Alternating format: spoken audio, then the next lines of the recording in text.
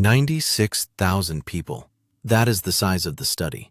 The NIH helped fund it, and it ran out of a small city in Southern California called Loma, where a community of Seventh-day Adventists has been tracked for their health outcomes since the 1970s. And when the researchers looked at who was still mentally sharp in their 80s and 90s, they kept finding the same thing. The answer was a grocery list. But when I pulled up those study papers at my kitchen table, I was not reading about anything exotic. I was reading about foods that cost $1 or $2 at any grocery store in the country. I know what a scare feels like. I was 63 when my doctor first told me my blood pressure was heading somewhere he did not want it to go. My A1C came back borderline the same year. He used the word stent in a way that felt less like a distant possibility and more like something being scheduled. I drove home with a printout I barely understood and a fear I do not recommend to anyone. There is no money in teaching you the cheap answer. The supplement industry wants you chasing capsules at $40 a bottle. Your doctor has 9 minutes and a waiting room full of people behind you. That is not his fault. 9 minutes is what the system gives him. My name is Wayne Ellison. I am 68 years old, and I am not a doctor. This is educational and not medical advice. Before you change anything about how you eat, especially if you take medication, please bring it to your own doctor first. What I am is someone who got scared, went home, and started reading the research they do not have time to explain in a 10-minute visit. Today, I am walking you through 5 foods I started eating regularly after I read the Adventist studies. All 5 are cheap. None of them came from a supplement store. And I want you to stay with me for food number 4, because what the researchers said specifically about the brain and what happens to it after 60 was the finding that made me set my coffee down and read the paragraph twice. I am going to pay that off before we are done here. 6 years ago, before any of this, my grocery cart looked exactly like what you would expect from a 62-year-old American man who had not thought too hard about it. Cereal in the morning, whatever was fast at lunch, chicken and a starch for dinner. Close enough, or so I thought. But the Adventist data told a very different story about what the longest-lived, sharpest people in this country were actually putting on their plates. That was about to change how I shopped. Food number 1, oats. Old-fashioned rolled oats, the kind in the round cardboard container that costs about $3 and lasts most of a month. No brand name required. The Seventh-day Adventists in Loma have eaten simple, whole-grain breakfasts for over a century. It is part of their tradition. When the Adventist Health Study researchers began analyzing the dietary data of their study population, one of the patterns they documented was that regular consumption of whole grains was associated with lower rates of cardiovascular disease in that group. The American Heart Association, as of 2026, recommends whole grains as part of a heart-healthy diet, and oats, specifically, are among the most well-studied grains for their cardiovascular effects. They contain a type of soluble fiber called beta-glucan, which the AHA says is associated with helping manage LDL cholesterol levels. For blood sugar, which was my specific concern after my A1C came back borderline, the fiber in oats slows how fast glucose enters the bloodstream after a meal. The American Diabetes Association, as of 2026, includes whole grains as part of their dietary guidance for people managing blood sugar.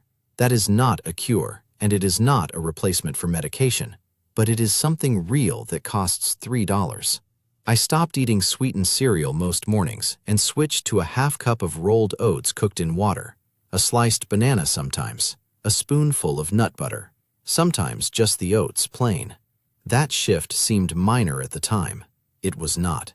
The limitation: oats are a carbohydrate, and if you are managing blood sugar tightly on medication, portion size matters. A half cup cooked is 1 serving. If you take a medication that affects your glucose, ask your doctor whether this kind of breakfast swap makes sense for your specific situation. Best for anyone working on cholesterol, anyone with borderline A1C numbers who has not yet needed medication, anyone who wants a breakfast that actually holds them through the morning. The Adventist researchers saw it early. When they compared dietary patterns against health outcomes across their study population, one food group kept turning up in the data of the people who were aging the best. Nobody in mainstream nutrition was calling it a brain food at the time, but the data kept pointing at it. Food number 2, Beans. Specifically, whatever beans are cheapest at your store this week. Pinto beans, black beans, lentils, chickpeas. A can runs anywhere from 80 cents to $1.20. The Adventist Health Study has followed over 96,000 participants with NIH funding, and it is one of the largest dietary studies of a single community group ever conducted. The researchers found that plant-forward dietary patterns, which tend to be high in legumes, were associated with lower rates of metabolic syndrome and better cardiovascular risk profiles compared to other dietary patterns in the same study population. The American Heart Association, as of 2026, includes legumes in their heart-healthy dietary guidance, citing their soluble fiber, plant protein, potassium, and folate content. I mean, think about that for a second. A community eating beans as a dietary staple for 100 years, studied by researchers for decades, and the data keeps coming back to the same foods. Nobody is spending marketing money to tell you an 89-cent can of pinto beans is associated with a healthier cardiovascular profile. That money goes toward the supplements.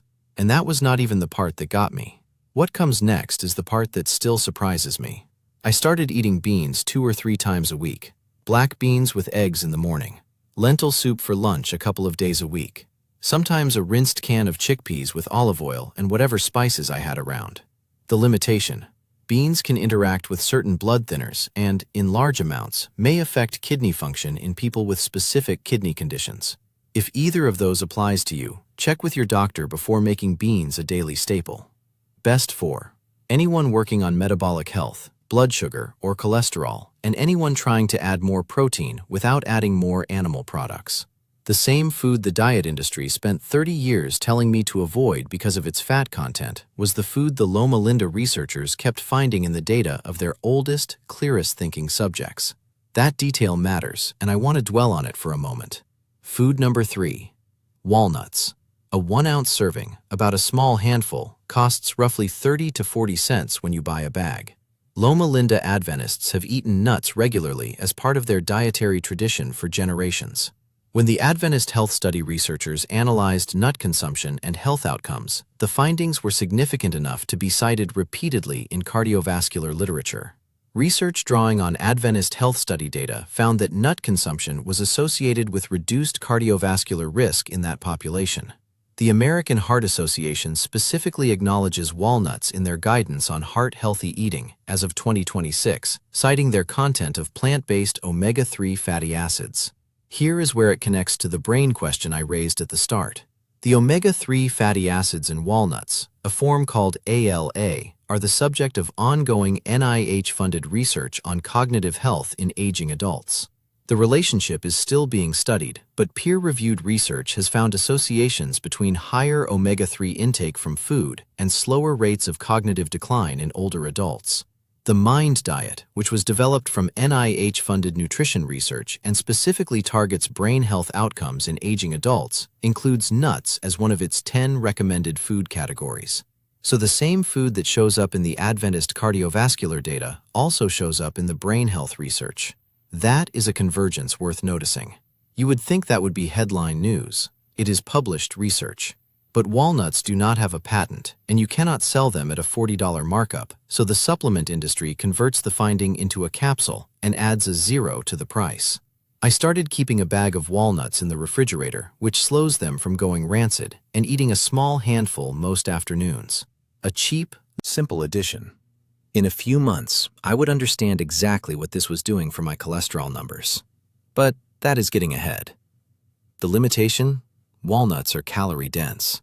If you are tracking calories, one serving is about a small handful. And if you take a blood thinner, mention to your doctor that you are adding walnuts regularly, since omega-3 fatty acids can have a mild effect on clotting. Best for anyone with cardiovascular risk factors. Anyone who wants to connect what they eat to both heart and brain research simultaneously. Anyone replacing a processed afternoon snack with something that has real nutritional evidence behind it. Before we get to food 4, I want to ask you something. Drop your age in the comments and tell me the one number you are trying to get down, whether that is blood pressure, A1C, or cholesterol. I read every comment, and it helps me understand what to cover next. And if this kind of content is useful to you, a subscribe keeps the channel in your feed. Alright, so here is where things get interesting. Everything I assumed about which foods mattered most for brain health was built around fish and omega-3 supplements. Food number 4 was sitting in the produce section the whole time, and I had been walking right past it every week. Food number 4, avocados. This is the payoff I promised at the top, the finding that made me put down my coffee. The American Heart Association includes avocados in their guidance on heart-healthy eating as of 2026 because of their monounsaturated fat content. Research drawing on large national nutrition surveys has found associations between regular avocado consumption and better scores on several metabolic markers, including body weight, waist measurement, and cholesterol profiles in the people eating them consistently compared to those who were not. Now, here is the brain connection. Avocados are a meaningful source of folate, vitamin K, and monounsaturated fats. The MIND diet, which was developed from NIH-funded nutrition research and specifically focuses on dietary patterns and cognitive health in aging adults, draws on foods rich in these nutrients as part of its core eating approach. Observational research on the MIND dietary pattern has found associations between closely following this approach and better cognitive function scores in older adults, according to studies published in peer-reviewed journals. Those are observational findings. They do not establish certainty, but they are the kind of consistent signal across large populations that I think is worth paying attention to. And somehow, the same food keeps turning up in both the metabolic health data and the brain health research. That is what made me set the coffee down. I started eating half an avocado 3 or 4 times a week, on eggs, sliced alongside a bowl of beans, mashed on toast. Half an avocado costs about $1 at the store near my house, sometimes less when they are on sale. The limitation: avocados contain vitamin K in meaningful amounts, and vitamin K can interact with warfarin and similar blood thinners. If you take any blood thinner, tell your doctor before you start eating avocados regularly. They are also calorie-dense, so half is 1 serving. Best for anyone working on metabolic health, anyone who wants to add folate and healthy fat from food rather than capsules, anyone over 60 who wants to eat toward what both the heart and brain research is pointing at. The avocado addressed the folate and healthy fat piece of the picture, but the MIND diet work and the broader literature on brain aging kept pointing toward a second category of foods specifically tied to cognitive health: flavonoid-rich foods. And the most affordable one on the list is something you probably already have sitting in your freezer. Food number 5, frozen blueberries. Frozen works just as well as fresh. A 1-pound bag at most grocery stores costs $3 to $5, and because frozen berries are processed at peak ripeness, the nutritional profile holds up well according to USDA comparisons of fresh versus frozen produce. Flavonoids are plant compounds found in high concentrations in blueberries and other dark berries. NIH-funded research, including studies on the MIND dietary pattern, has found associations between higher berry consumption and slower rates of cognitive decline in older adults. The MIND diet specifically recommends at least 2 servings of berries per week as one of its 10 core food categories linked to better brain health outcomes in aging adults, as of the current published literature. This is not a fringe finding. It has appeared consistently across multiple peer-reviewed studies. And that was not even the part that surprised me most when I dug into this. The finding the supplement industry rarely discusses is that the research points toward consistent, long-term intake rather than short bursts. The Loma population has been eating this way for decades, and the long-term data reflects that timeline. I keep a bag of frozen blueberries in the freezer and add a handful to my oatmeal most mornings. Sometimes I eat them thawed with plain yogurt in the afternoon. The cost is minimal, and the habit takes about 30 seconds to build into what I was already doing. The limitation: blueberries contain natural sugars, and if you are managing blood sugar, pair them with a protein or fat source to slow absorption.